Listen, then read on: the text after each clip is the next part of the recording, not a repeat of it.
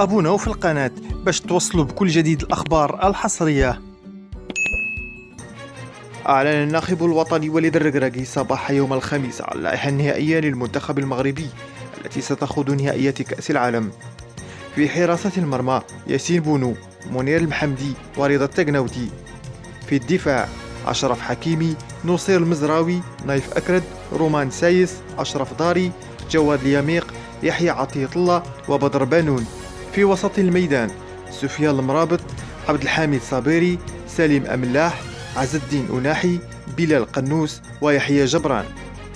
وفي الهجوم حكيم زياش، سفيان بوفال، أمين حارث، عبد الصمد الزلزولي، زكريا أبو خلال، إلياس شاعر، يوسف النصيري، وليد شديرة وعبد الرزاق حمد الله.